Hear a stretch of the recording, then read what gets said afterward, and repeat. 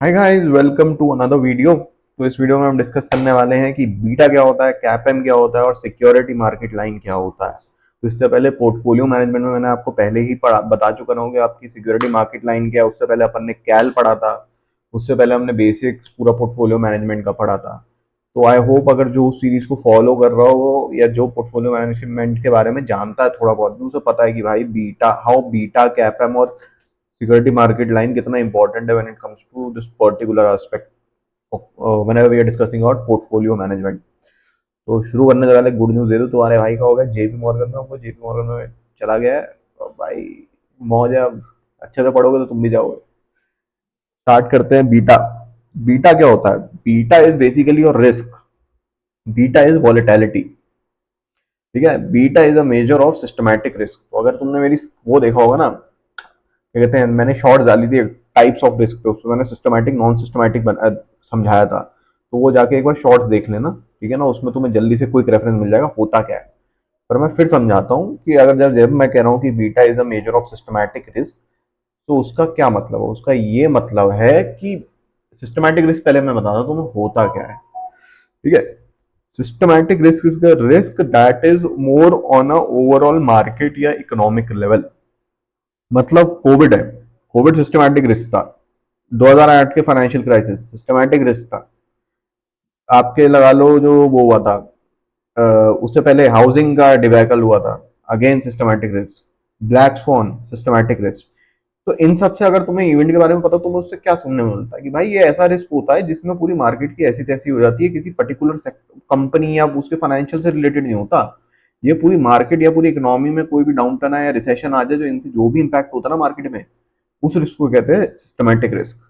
Systematic risk एक ऐसा risk है भाई जिसे तुम मिटिगेट ही नहीं कर सकते हो। ठीक है ना, तुम डाइवर्सिफाई करके इसे मिटिगेट नहीं कर सकते हो। हेंस तुम पे कोई ऑप्शन नहीं रहता है। इसे वो कहते हैं ना, वंस इन ब्लू मून जो इवेंट होता है कि तड़ा एकदम से पूरी market 20-30% Nifty crash, 20-30% Sensex crash, बिल्कुल खत्म हो गई, लोग ब्रोकर ब्रोकर सुसाइड कर रहे हैं, वो वाली सिचुएशन हो जाती है इन टाइम पे। तो वो वैसा होता है सिस्टमैटिक रिस्क। तो again, systematic risk is a risk that can not be mitigated because it is a risk more on a economic level और मोर ऑन अ मैक्रो और ओवरऑल कहते हैं global level, rather than related to any particular industry और a company. Company related होता है उसे तो non systematic कहते हैं भाई। उसे कोई कंपनी या इंडस्ट्री के रिलेटेड होगा तो उसे तो तुम मिटिगेट कर सकते हो। कैसे करोगे? तुम भाई डाइवर्सिफाई कर दोगे अपना पोर्टफोलियो। डाइवर्सिफाई करके रिस्क कम हो जाएगा। ऑफ कोर्स रिस्क को तुम जीरो तो नहीं कर सकते हो, तुम रिस्क को खाली मिटिगेट कर सकते हो। तो इसलिए वो होता है non systematic risk. Systematic risk तुम्हें मैंने समझा दिया। तो अब तुम्हें समझ आया होगा कि जब मैं कहता हूँ beta is a measure of systematic risk, मतलब वॉलेटिलिटी। जब एकदम क्रैश आता है, ये वॉलेटिलिटी से जितना ज्यादा वॉलेटिलिटी होता है उतना रिस्क होता है। जब आपका मार्केट सिस्टमैटिक रिस्क होता है वहां उसमें क्या होता है, बहुत मार्केट वॉलेटाइल हो जाती है, अप डाउन धमाके। क्यों? क्योंकि अनसर्टेन इवेंट्स आ जाते हैं जिसे तुम मिटिगेट नहीं कर सकते हो। Hence that is why the statement hold true that beta is a measure of systematic risk. क्यों? और आपको एक और रीजन है। सिस्टमैटिक रिस्क जब बोलता हूँ तो सिस्टमैटिक रिस्क आपको पता है दो मेन फैक्टर पे डिपेंड करता है। It depends on the correlation between the asset and the market.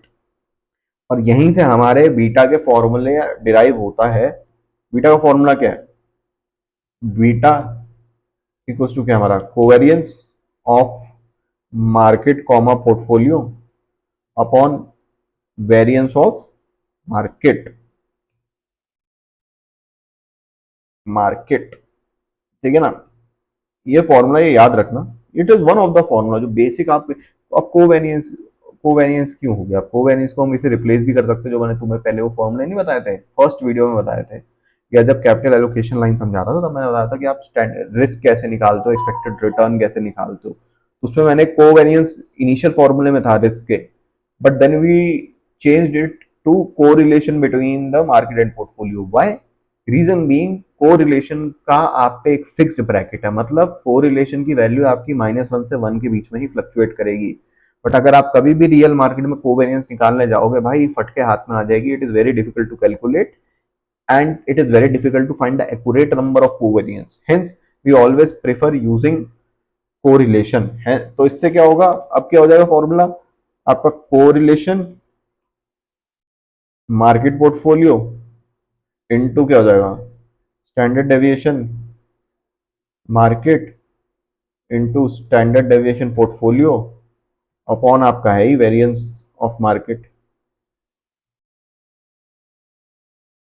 I hope आपको ये समझ आया हो। ये चीज मैंने पहले भी समझाई थी और अब मैं फिर समझा रहा हूँ। नहीं समझ आएगा मैं फिर समझा दूंगा। देखो समझने के लिए है, बट तुम्हें इस चैनल को सब्सक्राइब लाइक करना पड़ेगा, क्योंकि लोग देख बहुत सारे रहे हैं पर कोई लाइक सब्सक्राइब नहीं कर रहा भाई। तुम जितना इस चैनल को सपोर्ट करोगे मुझे इतना मोटिवेशन आएगा तुम्हारे लिए कंटेंट बनाने के लिए। क्योंकि मुझे पता है जब ये चीजें मैं पढ़ रहा था ना, मेरे पे कोई था नहीं भाई समझाने वाला, मेरी बुरी हालत हो गई थी। फाइनली अगर वो चीज, वो एक गैप था जो मैं उसे फुलफिल करना चाह रहा हूँ इस चैनल के थ्रू, तो please do support, do like share and subscribe, press the bell icon और जुड़े रहें इस चैनल से, क्योंकि आगे बहुत मजेदार मैं कोर्स ऑफ कॉल लॉन्च करूंगा। लोग कहेंगे साले पैसे कमाने, बट ठीक है भाई, इतनी मेहनत कर रहा हूँ तुम्हारे लिए तो थोड़ा तो तुम भी कर ही दोगे मेहनत मेरे लिए। अब दूसरी चीज तो मार्केट में बताता हूँ। मार्केट में जो आपके शेयर्स होते हैं ना, हर शेयर का बीटा होता है। बीटा से क्या पता चलता है? बीटा से उस शेयर की वॉलेटिलिटी पता चलती है। लेट्स से अगर किसी शेयर का बीटा ग्रेटर देन 1 है, तो that share would be considered highly volatile in comparison to जिस शेयर का बीटा लेस देन 1 है। ठीक है, लेस देन 1 बीटा का मतलब क्या हुआ भाई? वो शेयर चलेगा भी कम, गिरेगा भी कम। हाइयर उसका क्या होगा? बीटा जिसका ग्रेटर देन 1 है, ज्यादा वॉलेटाइल है, वॉलेटिलिटी रिस्क ज्यादा है। तो 1% चेंज ऑफ निफ्टी पे वो, लेट्स से अगर 1.5 है किसी का बीटा, तो 1% निफ्टी के चेंज पे वो भाई 1.5% भाग जाएगा। ठीक है, 1.5% ऊपर नीचे मार देगा।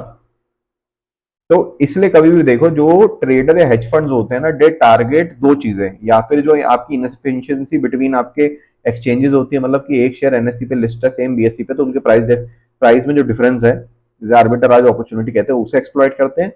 या फिर वो क्या करते हैं, हाई बीटा स्टॉक्स में ज्यादा ट्रेड करते हैं, क्योंकि it gives them better opportunity, risk reward ratio अच्छा खासा होता है भाई उसमें, if you know the right time to enter and to exit. But जो आपके वेल्थ कंपाउंडर होते हैं, इन्वेस्टर्स हमेशा प्रीफर करते हैं जो ऑफकोर्स जो शेयर्स ग्रो कर रहे हो, कंपाउंड कर रहे हो, रेवेन्यू ग्रो हो रहा हो 10-12% या 5 पे, डिपेंडेंट ऑन इंडस्ट्री, पर जिनका बीटा कम हो। Low beta stocks are usually known to be a wealth compounder. और ये नहीं कह रहा हूँ हर स्टॉक, बट गुड कंपनी जिनका, जो जैसे आईटीसी लो बीटा हो गया, ठीक है ना, एक टाइम पे आपका ये लो बीटा था, कहते हैं एचयूएल लो बीटा था, एचडीएफसी भी I think is low beta stock. It doesn't have a very high beta, 1 point होगा भी तो 1 से थोड़ा सा ऊपर है, it's not a high very volatile stock. तो ये एक अंडरस्टैंडिंग मैंने तुम्हें बताई है ट्रेडिंग पर्सपेक्टिव से, कि भाई बीटा का मतलब होता है वॉलेटिलिटी, वॉलेटिलिटी यहाँ से रिस्क। अगर बीटा ग्रेटर देन 1 है तो भाई वो ज्यादा वॉलेटाइल शेयर होगा, अपॉर्चुनिटीज ज्यादा होगी पर रिस्क भी ज्यादा होगा of losing money, and of course opportunity of gaining money. जो लेस देन 1 है भाई, वहां पे आपका मूवमेंट कम होगा in comparison to the market या the benchmark that you are following. तो ये एक बीटा की मोटी मोटी डेफिनेशन है। तुम्हें बीटा समझ आ गया ना? अब बीटा से अब हम आते हैं सबका चहीता। बीटा निकालने के बहुत तरीके हैं यार, अभी एक कैपएम का फॉर्मूला बताऊंगा, उससे भी निकल सकता है। बाकी तुम्हारे रिग्रेशन एनालिसिस से भी बीटा निकालते हैं। मतलब वो इक्वेशन होती है ना, वो तुम्हें मैं बताता हूँ यार इक्वेशन यार। बीटा की होती है वो R1 = α1 plus beta RM plus E I करके कुछ इक्वेशन होती है। ठीक है ना? Alpha intercept, beta A I, तो तुम्हें पता ना इंटरसेप्ट होता है, सॉरी फॉर द उबासी, बट यार वो उस इक्वेशन को मैं कभी जब रिग्रेशन समझाऊंगा तो तुम्हें फिर से मैं वो स्पेसिफिक उससे रिलेटेड बताऊंगा। बट आज हम बात करेंगे बीटा का बेसिक क्या होता है, दूसरा कैपएम के थ्रू भी तुम बीटा निकाल सकते हो। अब पूछेंगे लोग कैपएम क्या होता है? CAPM is a way of calculating your expected return और कॉस्ट ऑफ इक्विटी। कैपएम का फुल फॉर्म होता है कैपिटल एसेट प्राइसिंग मॉडल। अब पूछेंगे भैया कैपिटल एसेट मार्क प्राइसिंग वो क्या होता है, प्राइसिंग मॉडल क्या होता है? तो it is a method of calculating beta और sorry method of calculating beta और एक्सपेक्टेड रिटर्न और cost of equity. Cost of equity क्या होता है, ये कॉस्ट ऑफ डेट क्या होता है, ये जब मैं तुम्हें इस पे वीडियो बनाऊंगा ना, कॉस्ट ऑफ कैपिटल और बैक पे waiting average cost of capital, तो उसमें मैं तुम्हें समझाऊंगा। बट आज मेरा पर्पस है तुम्हें पहले बताना कि भाई कैपम होता क्या है। फुल फॉर्म तुम्हें पता चल गई। अगला टॉपिक क्या आता है भैया? आता है भाई कैपम।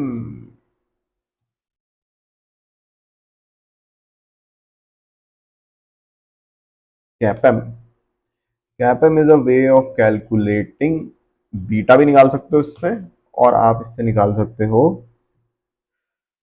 क्या कहते हैं, cost of equity, expected return सब निकल जाता है। तो इसका फॉर्मूला क्या होता है, एक्सपेक्टेड रिटर्न, या ले ले यार, रिस्क फ्री रेट प्लस का बीटा, बी लिख रहा हूँ बस, R M minus R M minus R F. R M minus R F क्या होता है, ये होता है रिस्क प्रीमियम, मतलब मार्केट का return minus risk free rate का रिटर्न। रिस्क प्रीमियम भी कहते हैं इसे, अल्फा भी कहते हैं। अल्फा क्या होता है, any return above the market return और the benchmark return is your alpha. Sorry, इसे अल्फा नहीं कहेंगे क्योंकि तो रिस्क फ्री रिटर्न है ना। अगर हम रिस्क फ्री को बेंचमार्क समझ के चल रहे हैं यहाँ पे, उससे ऊपर रिटर्न है, then we will call it alpha.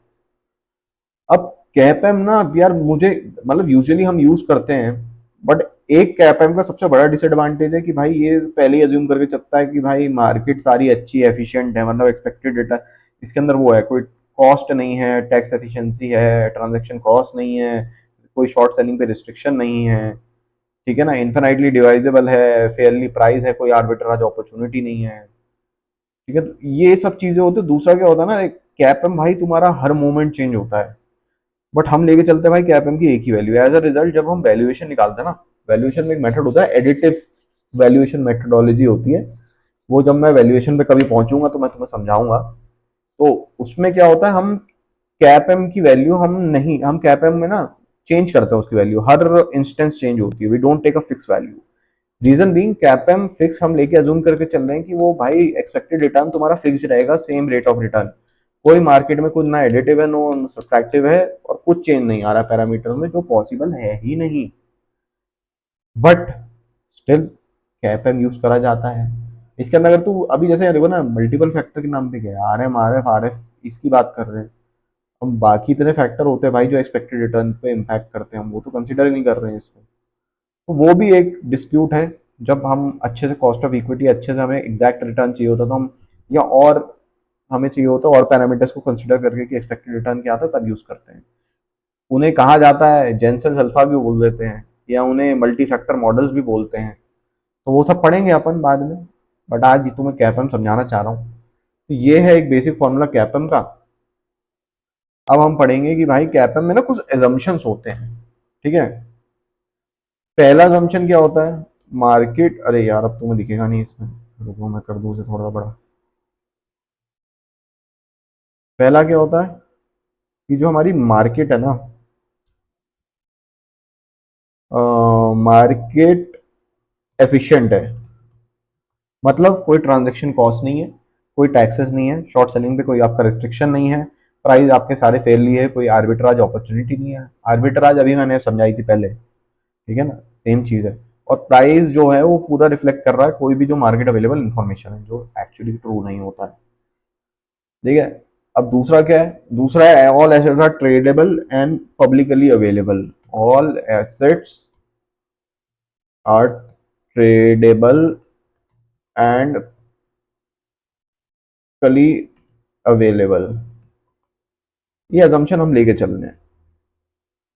Portfolio returns are normally distributed, मतलब जो पोर्टफोलियो के रिटर्न्स है वो एक बेल शेप कर्व में उसका रिटर्न बैठेगा, किसी की तरफ बायसनेस नहीं होगी, ठीक है ना, सब बिल्कुल एग्रेड, जो अपन पहले भी पढ़ते पोर्टफोलियो में, जो मैंने फर्स्ट वीडियो में आई थिंक पढ़ाया था नॉर्मल डिस्ट्रीब्यूशन इसका।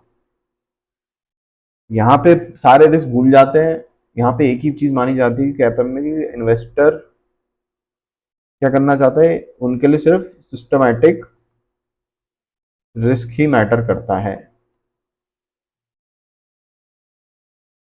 ठीक है। ये है क्या, और क्या होगा, और इसमें हो जाएगा कि क्या कहते हैं, जो आपका इन्वेस्टर्स हैं भाई, they can borrow and lend at a risk free rate. Investor can borrow and lend at a risk free rate. तुम याद करो, मैंने पिछली वीडियो बनाई थी कैपिटल मार्केट लाइन पे, जो बनाई थी उस वीडियो को देखना। उसके अंदर मैंने समझाया था कि इनिशियल पे जब इन्वेस्टमेंट होता है, आर एफ रिटर्न जीरो होता है, एक पॉइंट एम आता है जिसपे क्लाइंट का सारा पैसा मार्केट में लगा होता है और रिस्क फ्री एसेट्स पे जीरो होता है। उस पॉइंट के आगे अगर आपको रिटर्न जनरेट करने हैं तो क्लाइंट क्या करता है, अगर हम मान के चल रहे हैं रिस्क फ्री, जो जिस borrowing rate is equal to the risk free rate of return, जब हम मान के चलते हैं तो उसी रेट पैसा उठा रहा है, उसे इन्वेस्ट कर रहा है, ये वही चीज है। ये वही जो केस वन था ये वो है कि इन्वेस्टमेंट ये हम इसमें एज अ वो लेके चल रहे हैं, एजम्पशन।